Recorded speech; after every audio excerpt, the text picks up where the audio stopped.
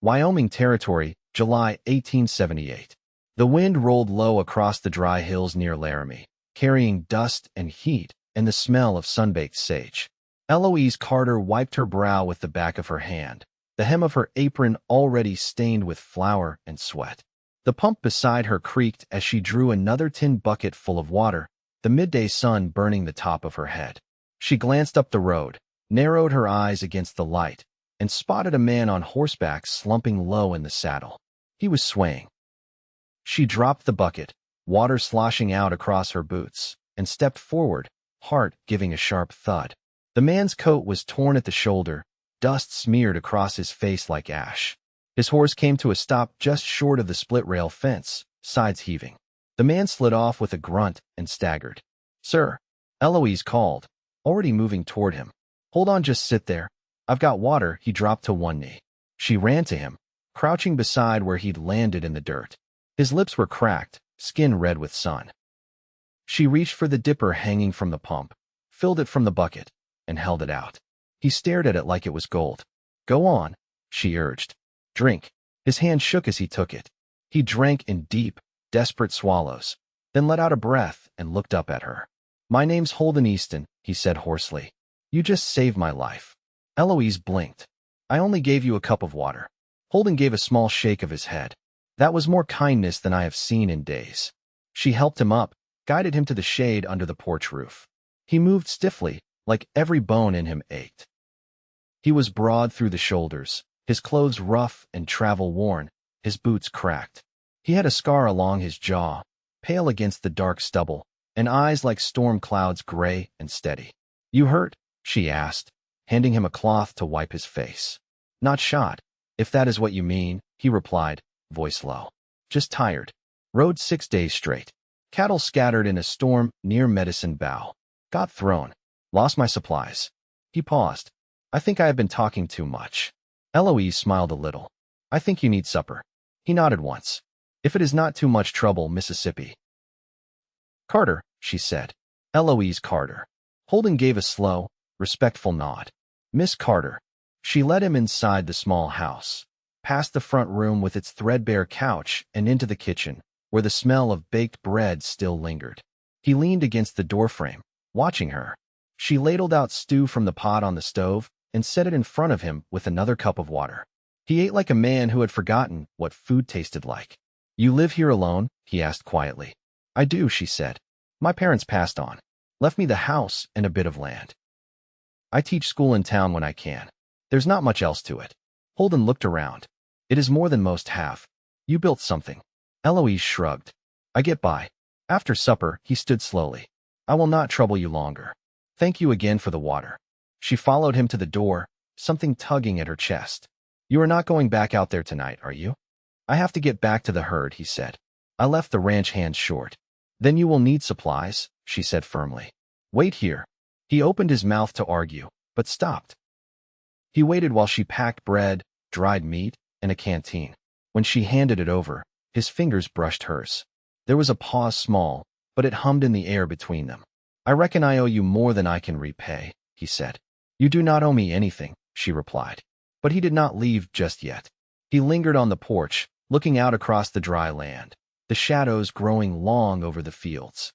"Do you have family, Mr. Easton?" "I did." He looked down. "My wife died 8 years back. No children. Been working ranches since." Eloise hesitated, then asked, "Why Medicine Bow?" "New job. The foreman there needed a man who could handle wild cattle. I came from Colorado, rode through Cheyenne. It was supposed to be a fresh start." She nodded, quiet. "You still want that?" He looked at her, and the wind stirred the curls at her temple. "I think I do," he said. He left before the sun dipped behind the hills, but not before turning in the saddle and tipping his hat to her. "Thank you, Miss Carter." "Good luck, Mr. Easton."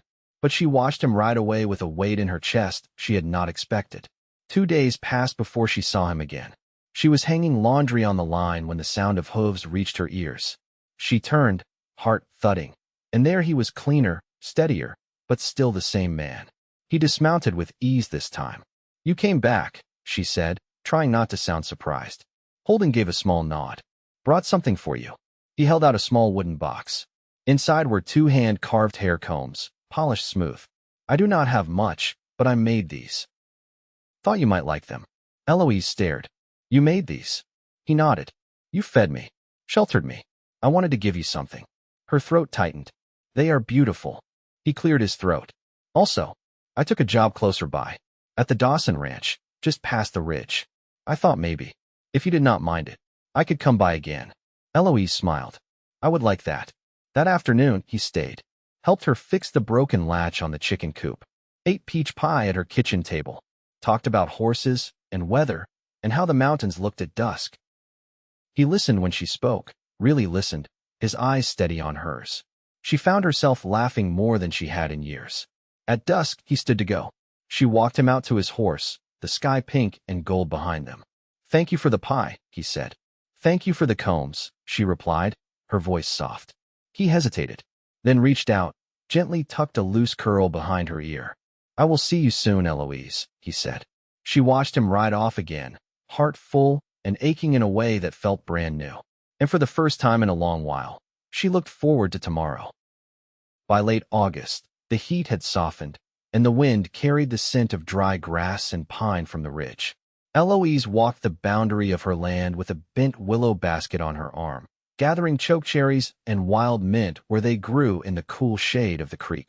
The hem of her skirt caught on thorn brush, and she paused to untangle it, then straightened slowly when she heard hooves again, steady, deliberate, coming from the direction of the Dawson Ranch. Holden dismounted before she could speak, tying his horse to the post beside hers. He carried a split-handled tool she hadn't seen in years. You know how to set a fence brace? She asked, eyeing the digging spade. Figured you had posts leaning near the north rise, he said. Saw it from the cattle trail yesterday. She squinted up at him. You were watching my fence. I was watching your land, he said simply. They walked together to where a few of her corner stakes had bowed outward from years of wind and frost. He measured with practiced ease, his hands steady as he tamped the earth around the new brace. She knelt nearby, knotting wire with quick fingers as he worked beside her. You ever think about selling this place? He asked, not looking up. Eloise wiped her brow with the back of her wrist. Not once. He nodded. Didn't think so. The silence stretched, not heavy but settled like dust between sun-warmed rocks. Then she asked, You ever tire of moving? He leaned back on his heels, brushed dirt from his palms. Used to think I liked it. Now I'm not sure. She looked over at him, the wind tugging at the loose strands of her hair. I found your combs a place on my dresser, she said. They catch the morning light. He glanced at her, something unreadable in his face. I hope they'd be useful, or at least not in the way. They're not. She stood, brushing off her skirts. They're steady. He followed her back to the house, carrying the tool over one shoulder.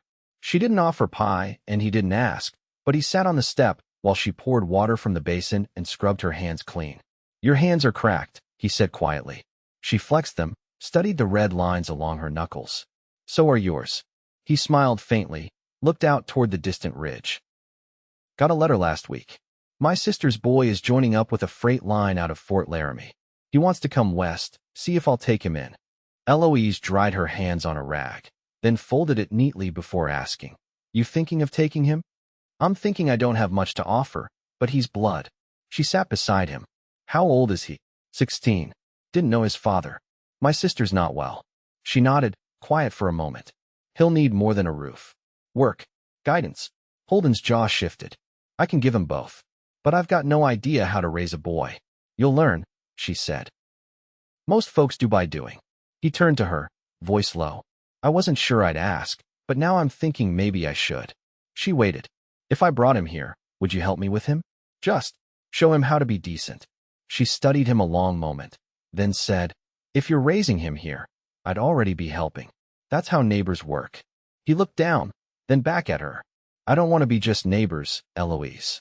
She let out a slow breath, not startled, not flustered. What do you want to be? He reached for her hand, rough palm covering her fingers like a promise. I want to build something that lasts. Here, with you. She didn't answer right away. The sun dipped lower, casting long amber light across the hills. Then she leaned her shoulder against his, soft and sure. You already started, she said. You braced the fence. He closed his eyes for a moment, then opened them again. I'll come back tomorrow. Bring the boy with me if the stage runs true. She nodded. I'll have supper waiting. They sat like that until the light shifted into gold and the crickets began to hum. Neither said another word. They didn't need to. The boy stepped down from the freight wagon with a battered satchel and a wary look, his boots too big and his hat too tight across the brow. He paused beside Holden, glancing at the house with a mixture of suspicion and hope. You sure she's all right with this? He asked, voice still climbing its way into manhood. Holden rested a hand briefly on his shoulder. She said supper would be waiting. That's more welcome than most get. They crossed the yard together, the dry grass whispering underfoot. Eloise stood in the doorway, sleeves rolled to her elbows, her apron dusted with cornmeal. She gave the boy a quiet once-over, then stepped back to let them in. You'll want to wash before table, she said. Pumps out back. There's lye soap on the rail. The boy nodded once, then took off without a word. Holden lingered, eyes on her face. You sure? He asked low. I wouldn't have invited you both if I wasn't, she said. He looked toward the window, where the sky was beginning to dim behind the cottonwoods. He's green, and he's seen more than he should have, for his years. He's not the only one, she said, then turned to the stove. They ate by lamplight, the boy Caleb quiet at first, then opening up under the warmth of food and familiarity. He spoke of the freight yard at Laramie and the way the teamsters swore like scripture, of his mother's slow sickness, and the way neighbors stopped coming by once it got bad. He didn't ask about Eloise's life, but she noticed how carefully he watched her when she moved around the kitchen, as if trying to memorize the way a home was meant to feel. After the meal, he excused himself to the cot she'd set up in the front room. Eloise and Holden stayed behind, the oil lamp flickering between them. He's proud, she said. So was I, Holden replied. She pushed her hair back, eyes on the lamplight. He'll need something steady, something he can count on. I want to give him that, Holden said. But I've never built a home with someone before. Not like this. Eloise met his eyes. You're not the only one learning. He leaned forward, elbows on the table. I could build a cabin. There's flat land just west of the cottonwoods.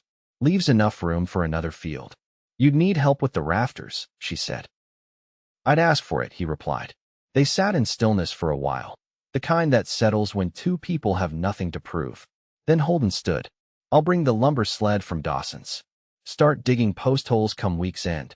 Eloise walked him to the door. The moon was high, pale and sharp above the hills. He turned before mounting his horse. You trust this? She nodded once. I do. He didn't touch her, didn't reach for more than what had been given. But he lingered a moment longer than needed, and she let him. The next morning, Caleb was already outside when she rose, stacking kindling in the woodpile with a quiet focus. She brought out a tin cup of milk and handed it to him without a word. He took it, then said, You and Holden, do you know what you want from each other? She leaned against the porch post. I know what we've both lost, and I know we're trying to build something better. He looked down at the cup in his hands. That'd be a first for me. It doesn't have to be the last, she said. He gave a small nod, then went back to stacking. By week's end, the sound of hammers rang out across the field, and the scent of cedar and sweat mixed with the dry Wyoming air. Holden worked beside Caleb, showing him how to square a beam, how to set a joist. Eloise watched from the edge of the yard, a cool cloth in her hands and a feeling in her chest that hadn't visited her in years. Not contentment, not quite yet, but the beginning of it. By the second week of September, the walls of the cabin stood shoulder high, their pine boards cured pale under the sun. The work slowed in the afternoons when the heat pressed down hard, and Holden had taken to coming by earlier, before the light was full, when the dew still clung to the grass and the air carried a chill. That morning, he found Eloise kneeling in the garden rows with a basket at her side, her sleeves damp from the waist down. She didn't hear him until he cleared his throat. She sat back on her heels and looked up. You're early. I couldn't sleep, he said, setting down a coil of rope he'd brought from Dawson's. Thought I'd check the rafters before the boy gets up. She brushed dirt from her hands and stood.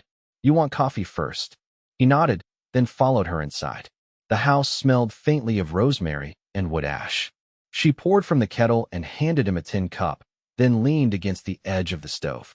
Holden took a sip and said, Caleb's been asking about winter. what it's like out here. He'll need a coat, she said. I was planning to trade for one in town this Sunday. Thought I might ask you along. You asking just me? Or both of us? He looked at her over the rim of his cup. Just you. I figured he'd do better meeting Dawson's wife anyway. She's got boys near his age. Eloise crossed her arms. And what do you need me for in town? I've never bought a stove before. Figured you'd know the right kind. She gave him a long look, one brow lifted. You mean to build a kitchen? I mean to build a home, he said. She stepped past him, took the kettle off the heat. Then you'll need flour, too, and a barrel for root vegetables. She turned back. I'll come. Holden set the cup down, careful not to spill. Thank you. That Sunday, they hitched the wagon at dawn and rode into town under a sky pale with mist.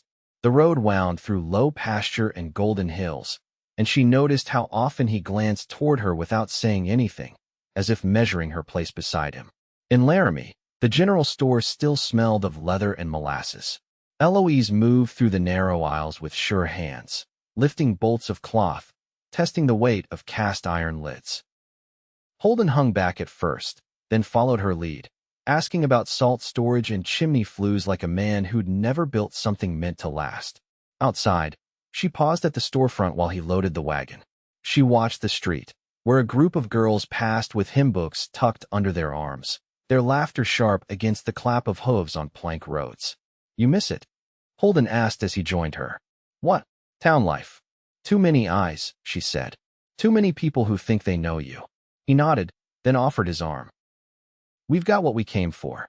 As they turned toward the wagon, he asked, Do you ever think about what you're owed? She glanced over. No, I think about it more than I should, he said. What I lost, what I gave. But lately I've been thinking maybe I've been looking in the wrong direction.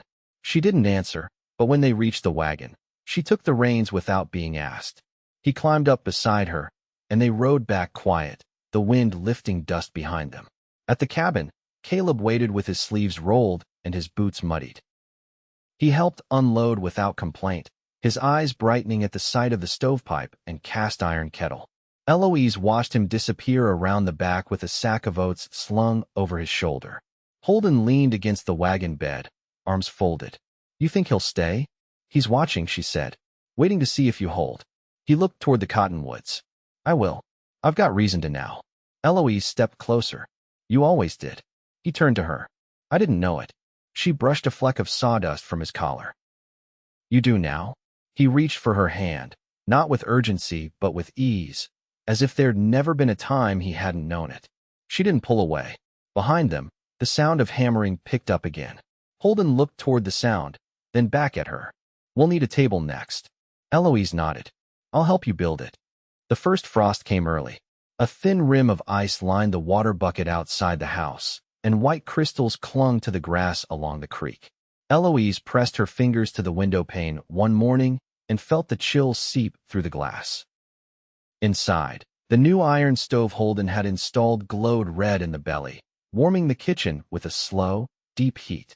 Holden arrived just past breakfast, carrying a burlap sack over one shoulder and a folded wool blanket under the other. Brought something for your cellar, he said, setting the sack on the table. Dawson's wife traded me some root vegetables she'd put up in straw. Eloise turned from the hearth. I've already stored mine. I know. These are for the cabin. She dried her palms on her apron and turned toward him. You hung the door then? He nodded. Yesterday. Caleb helped me square the hinges. It's holding tight. You planning to sleep there tonight? Holden took a slow step toward her. I was waiting to ask. She looked past him to the sack on the table, then back to his face. You don't need my permission. I don't want to start living in it alone. Eloise's breath caught, but she steadied it. You want me to come with you? I want us to start together. She didn't smile, but her expression softened, the corners of her mouth tipping slightly. You built it steady. I've seen that. Holden reached out, brushing a bit of flour from her sleeve. We could move the cot today. I can borrow a second wagon from Dawson, load up your things. And my books. Every last one. She nodded once. I'll pack the dishes. You wrap the lamp. They worked quietly through the morning, wrapping kitchen items in cloth and folding linens into the cedar chest. Caleb helped carry the trunk down from the loft, his face unreadable until Eloise caught his eye. You'll have your own bed now, she said. We'll find one that suits your height. He nodded. I don't mind the cot. Well, I do, Holden said. We'll do it proper. Caleb glanced between them, then back toward the new cabin where smoke now curled from the chimney. You both sure? Eloise lifted her coat from the peg. We're already halfway moved. The rest is just walking across the field. They left together just before dusk, the sun casting the long shadows of wagon wheels across the pale grass. The new home stood square and clean, the windows small but shining. Holden opened the door and stepped aside to let Eloise enter first. Inside, the warmth surprised her. The stove had already taken the edge off the cold, and the walls smelled faintly of pine and soapstone. Her books had been stacked neatly on the shelf Holden had built into the wall, and her combs rested on the table, their lacquer catching the firelight. She turned to him. You did all this today? I wanted it to feel like yours before you stepped inside. She crossed to the table and ran her hand over the smooth grain. It already does. That night, they sat together near the fire while Caleb slept in the small room off the main cabin. They didn't speak much. The quiet between them had long since become comfortable. He reached across the space and took her hand, his thumb brushing the back of her wrist. I used to think peace was something other men found. Not me. Eloise turned her palm to his. I used to think I'd already had my share. They sat like that until the fire burned low and the wind outside softened to a hush. When she stood, he followed her, and they crossed the room together. No ceremony, no need. Winter settled in slow. Snow came in fits, light and dry, enough to dust the fields by morning and melt into the creek by late afternoon. Life shifted into rhythm, firewood stacked, floors swept, bread baked on Sundays.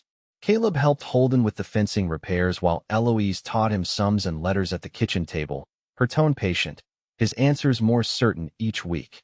One afternoon in late February, Eloise stood in the doorway, watching Holden mend a harness strap beneath the cottonwoods. He looked up and saw her, then wiped his hands on a rag and came up the path. I've been thinking about the spring planting, he said. You'll want to till the south side. Soil's darker there. He nodded. We could do corn. Maybe beans along the edge. She folded her arms. You want to plant for 3? I want to plant for more, he said. Eloise tilted her head. You expecting someone? I'm hoping, he said, and she saw it then the way his gaze held hers, steady, full of something that had taken root slowly but had grown deep. She stepped close enough to feel his breath mix with hers. You think we're ready? I think we've been ready longer than we knew. So she reached up, cupped his face with both hands, and kissed him. Not quickly, not shyly. It was the kind of kiss that came after long building, the kind that fit easily, like something always meant to be. He rested his forehead against hers afterward. I love you, she whispered against his skin. I've loved you since the day you brought me carved combs and asked for nothing in return. They married in the spring, beneath the cottonwoods, with Caleb standing just behind them and the creek running cold and full beside the field. Neighbors came from both sides of the ridge, Dawsons, Millers, a few from town.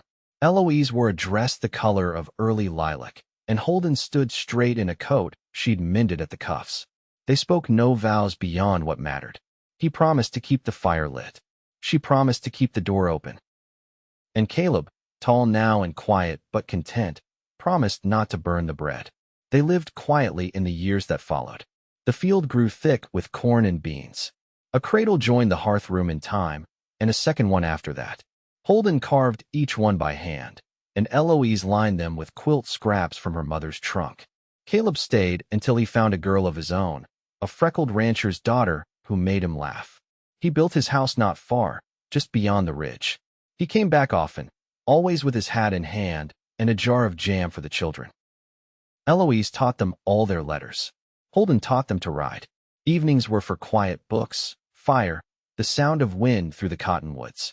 And always, when the sun dipped low and the shadows stretched long, he would take her hand, and she would lean her head to his shoulder, and they would sit without speaking, knowing deeply what they had built together. It was not the life either had imagined. It was better.